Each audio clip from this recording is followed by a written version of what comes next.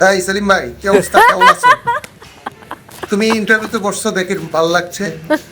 আর সেলিম ভাই সম্পর্কে একটা কথা আমি খুব পরিষ্কারভাবে বলতে চাই যে সেলিম ভাই কিন্তু আমার অত্যন্ত প্রিয় মানুষ।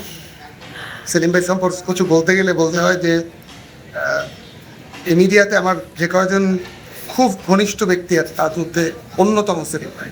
কারণ সেলিম ভাইয়ের সঙ্গে আমার সম্পর্কটা এরকম যে আমাদের হয়তোবা প্রতিনিয়ত দেখা হয় না, কিন্তু আমরা জানি বুঝি কে কি করছে, কিভাবে করছে, কেমন আছে, এবং কোনো সংকট তৈরি হলে আমার কিংবা সেলিম ভাই আমরা প্রথমে আমি স্পেশালি আমি সেলিম ভাইয়ের স্মরণ করি।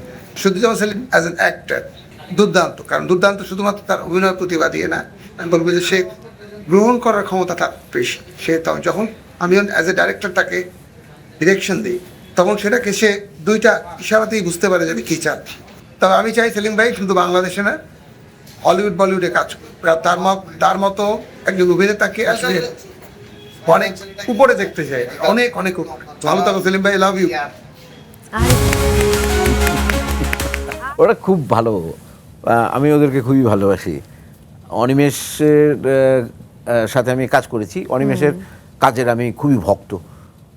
বাংলাদেশের যত নাটকের পরিচালক আছে তার মধ্যে অনিমেষ ওই প্রজন্মে, পরের জন রিঙ্কুর আগের প্রজন্মে অনিমেষ হচ্ছে সবচাইতে কি বলবো আমার কাছে পছন্দের একজন আপনাদের ডিরেক্টর। একটি নাটক দেখেছিলাম কাটা। কাটা, হ্যাঁ, এটা ও পরিচালক ছিল।